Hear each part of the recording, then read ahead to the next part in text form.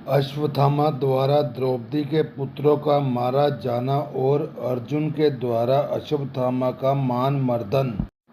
शौनक जी, अब मैं राजश्री परीक्षित के जन्म, कर्म और मोक्ष की तथा पांडवों के स्वर्गरोहण की कथा कहता हूँ, क्योंकि इन्हीं से भगवान श्री कृष्ण की अनेकों कथाओं का उदय होता है। जिस समय महाभारत युद्ध में कौरव और पांडव दोनों पक्षों में बहुत से वीर वीर गति को प्राप्त हो चुके थे और भीमसेन की गदा के प्रहार से दुर्योधन की जांघ टूट चुकी थी, तब अश्वत्थामा ने अपने स्वामी दुर्योधन का प्रिय कार्य समझकर द्रौपदी के सोते हुए पुत्रों के सिर काटकर उन्हें भेंट किए।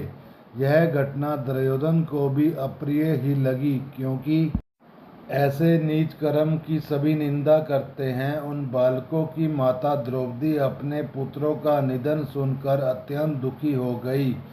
उसकी आंखों में आंसू छलछला आए, वह रोने लगी। अर्जुन ने उसे सांत्वना देते हुए कहा, कल्याणी, मैं तुम्हारे आंसू तब पहुँचूंगा जब उस आतधाई ब्रह्मध्वज का सिर गांडीव धनुष के बाणों से काट कर तुम्हें भेंट करूंगा और पुत्रों की अंत्येष्टि क्रिया के बाद तुम उस पर पैर रखकर स्नान करोगी। अर्जुन ने इन मीठी और विचित्र बातों से द्रौपदी को सांत्वना दी और अपने मित्र भगवान श्री कृष्ण की सलाह से उन्हें सारथी बनाकर कवच धारण कर और अपने भयानक गांडीव धनुष को लेकर वे रथ पर सवार हुए तथा गुरु पुत्र अश्वत्थामा के पीछे दौड़ पड़े। बच्चों की हत्या से अश्वत्थामा का भी मन उद्विग्न हो गया था। जब उसने दूर से ही देखा कि अर्जुन मेरी ओर झपटे हुए आ रहे हैं, तब वह अपने प्राणों की रक्षा के लिए पृथ्वी पर जहाँ तक भाग सकता था रुद्र से भयभीत सूर्य की भांति भागता रहा। जब उसने देखा कि मेरे रथ के घोड़े थक गए हैं और मैं बिल्कुल अकेला हूँ, तब उसने अपने को बचाने का एकमात्र साधन ब्रह्म अस्त्र ही समझा।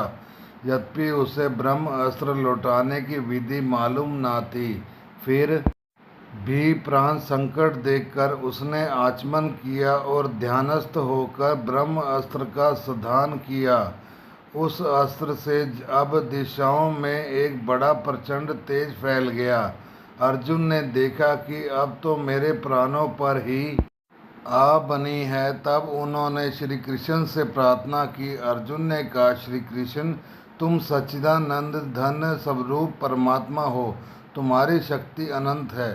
तुम ही भक्तों को अभय देने वाले हो, जो संसार की धधकती हुई आग में जल रहे हैं। उन जीवों को उससे उबारने वाले एकमात्र तुम ही हो।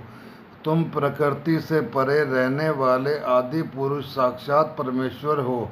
अपनी चित्त शक्ति स्वरूप शक्ति से बहिरंग एवं त्रिगुणमयी माया को दूर भगाकर अपने अद्वितीय स्वरूप में स्थित हो। वही तुम अपने प्रभाव से माया मोहित जीवों के लिए धर्मादि रूप कल्याण का विधान करते हो। तुम्हारा यह अवतार पृथ्वी का भार हरण करने के लिए और तुम्हारे अनन्य प्रेमी भक्तों के निरंतर स्मरण ध्यान करने के लिए है। स्वयं प्रकाश स्वरूप श्री कृष्ण क्या हैं, कहाँ हैं, क्यों हैं, रहा है, इसका मुझे बिल्कुल पता नहीं है। भगवान ने कहा, अर्जुन, यह अश्वत्थामा का चलाया हुआ ब्रह्मास्त्र है। यह बात समझ लो कि प्राण संकट उपस्थित होने से उसने इसका प्रयोग तो कर दिया है, परंतु वह इस अस्त्र को लौटाना नहीं जानता। किसी भी दूसरे अस्त्र में इसको दबा देने की शक्ति नहीं है। तुम शस्त्रास्त्र विद्या को भली भांति जानते हो। ब्रह्मास्त्र के तेज से ही इस ब्रह्मास्त्र की प्रचंड आग को बुझा दो। सूत जी कहते हैं, अर्जुन विपक्षी वीरों को मारने में बड़ा प्रवीण थे। भगवान की बात सुनकर उन्होंने आचमन किया और भगवान की परिक्रमा करके ब्रह्मास्त्र के निवारण के लिए ब्रह्मास्त्र का ही साधन किया। बाणों से विकसित उन दोनों ब्रह्मास्त्रों के तेज प्रलयकालीन सूर्य एवं अग्नि के समान आपस में टकरा कर सारे आकाश और दिशाओं में फैल गए और बढ़ने लगे। तीनों लोगों को जलाने वाली उन उन दोनों अस्त्रों की बढ़ी हुई लपटों से प्रजा जलने लगी और उसे देखकर सबने यही समझ लिया, यह प्रलय काल का सर्वांतक अग्नि है। उस आग से प्रजा का और लोकों का नाश होते देखकर भगवान की अनुमति से अर्जुन ने उन दोनों को ही लौटा लिया। अर्जुन की आंखें क्रोध से लाल लाल हो रही थी। उन्होंने झपट कर उस क्रूर अश्वत्थामा को पकड़ लिया और जैसे कोई रस्सी से पशु को बांध ले वैसे ही बांध लिया। अश्वत्थामा को बलपूर्वक बांधकर अर्जुन ने जब शिविर की ओर ले जाना चाहा तब उसने कमल नयन भगवान श्री कृष्ण ने कुपित होकर कहा, अर्जुन, इस ब्रह्मणा धर्म को छोड़ना ठीक नहीं है, इसको तो मार ही डालो। इनसे रात में सोए हुए निरपराध बालकों की हत्या की है।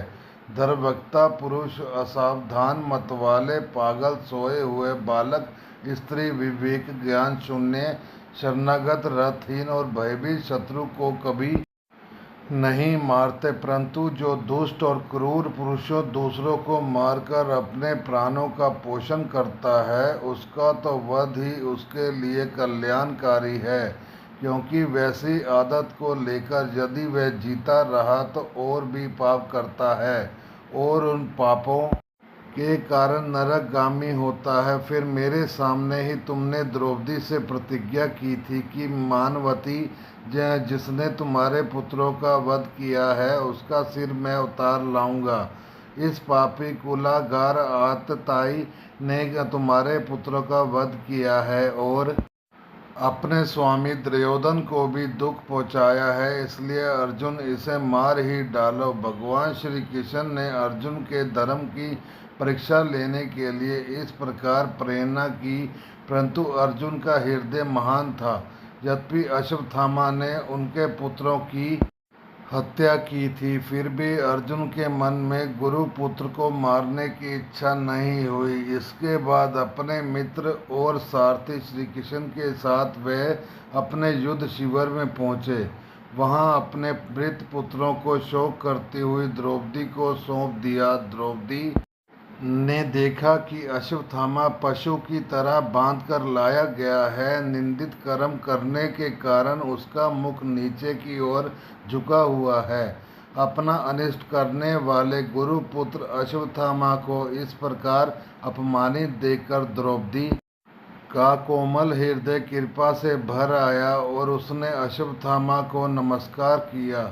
गुरुपुत्र का इस प्रकार बांधकर लाया जाना सती द्रौपदी को सहन नहीं हुआ।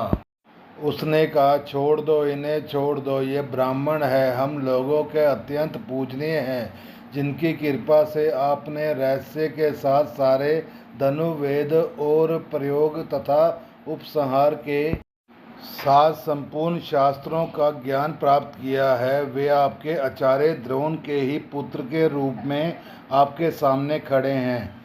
उनकी अर्धांगिनी कृपि अपने वीर पुत्र की ममता से ही अपने पति का अनुगमन नहीं कर सकी। वे अभी जीवित हैं। महाभाग्यवान हमारे पुत्र, आप तो धर्मज्ञ हैं।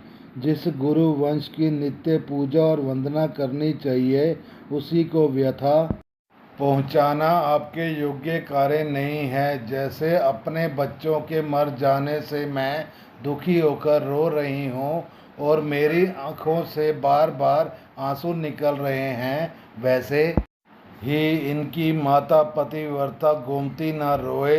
ये उच्छृंखल राजा अपने कृत्यों से ब्राह्मण कुल को कुपित कर देते हैं। वह कुपित ब्राह्मण कुल उन राजाओं को सपरिवार शकाग्नि में डालकर शीघ्र ही भस्म कर देता है।